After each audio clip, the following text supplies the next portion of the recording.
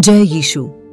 Sacred script source channel में आपका स्वागत है, जहां प्राचीन ग्रंथों की कहानियां जीवन में आती हैं, दिलों को प्रेरित करती हैं और आत्माओं को जागृत करती हैं। मैं आपकी मेजबान हूं, पाज वेगा, और आज हम रणनीति, विश्वास और दिव्य मार्गदर्शन की अनदेखी के परिणामों की एक कहानी पर प्रकाश डालते हैं। कनान के बीहड़ इलाके में, जहां लड़ाई और विजय की गूंज है, जोशुआ की किताब का एक महत्वपूर्ण क्षण सामने आता है। यह गिबोनाइट धोखे की कहानी है, एक अध्याय जो समय से परे सबक से गूंजता है। जैसे जैसे हम पवित्र ग्रंथों के कालातीत ज्ञान द्वारा निर्देशित इस यात्रा पर आगे बढ़ रहे हैं, कथा को सामने आने दें, आपके भीतर प्रेरणा की लौ जलाएं। बाद में जॉन कॉर्नेट कहानी के मर्म में उतरेंगे, पेचीदगियों को उजागर करेंगे और जोशुआ 9 के 1 से 27 के छंदों के भीतर छिपे गहरे पाठों को उजागर करेंगे। इसलिए जब हम सेक्रेड स्क्रिप्ट सोर्स पर इस प्राचीन कहानी के उतार चढ़ाव को देख रहे हैं, तो अपना दिल और दिमाग खोलें। एक बार कनान देश में यहोशू के नेतृत्व में इस्राएली वादा किए गए देश को जीतने के लिए एक दिव्य मिशन पर थे।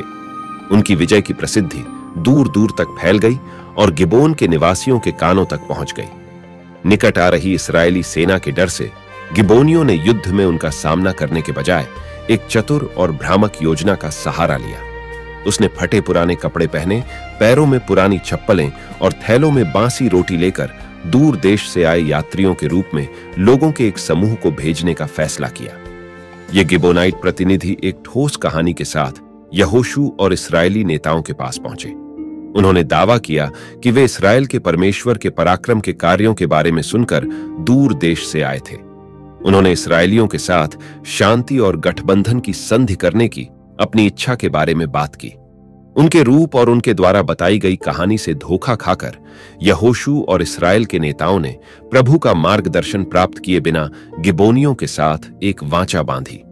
उन्होंने शांति की शपथ खाई और गिबोनियों को हानि न पहुंचाने की प्रतिज्ञा की। सच सामने आने में देर नहीं लगी। संधि करने के ठीक 3 दिन बाद इस्राएलियों को पता चला कि गिबोनवासी वास्तव में उनके पड़ोसी और स्थानीय आबादी का हिस्सा थे। लोग अपने नेताओं से इस बात से नाराज थे कि उन्हें धोखा दिया गया, लेकिन शपथ भगवान के नाम पर ली गई थी और इसे तोड़ना कोई विकल्प नहीं था। धोखे के बावजूद यहोशू ने उनके द्वारा की गई वाचा का सम्मान करना चुना।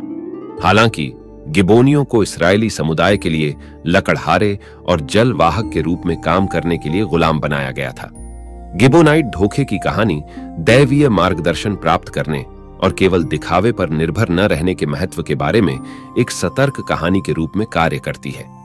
यह हमें सिखाता है कि धोखे के सामने भी ईमानदारी और अपने वचन के प्रति प्रतिबद्धता महत्वपूर्ण गुण है। और इसलिए यहोशू की बुद्धि से निर्देशित होकर इस्राएलियों ने अपने रास्ते में आने वाले अप्रत्याशित मोड़ों से मूल्यवान सबक सीखते हुए वादा किए गए देश की अपनी यात्रा जारी रखी। बिल्कुल। जैसे ही हम गिबोनाइट धोखे की रोचक कहानी समाप्त करते हैं, इस कहानी की गूंज आपके दिलों में बनी रहे, जो आपको जीवन के हर मोड़ में दिव्य मार्गदर्शन प्राप्त करने के महत्व की याद दिलाती है। अंधेरे, अनिश्चितता और प्रतीत होने वाली दुर्गम चुनौतियों के समय में भजन 46 का 1 के शब्दों को याद रखें। परमेश्वर हमारा शरण स्थान और बल है, संकट में सदैव उपस्थित रहने वाला सहायक है। गिबोनाइट धोखे की कहानी धोखे के सामने अटूट विश्वास की शक्ति और पवित्र तृत्व के मार्गदर्शन में भरोसा करने के महत्व का उदाहरण देती है।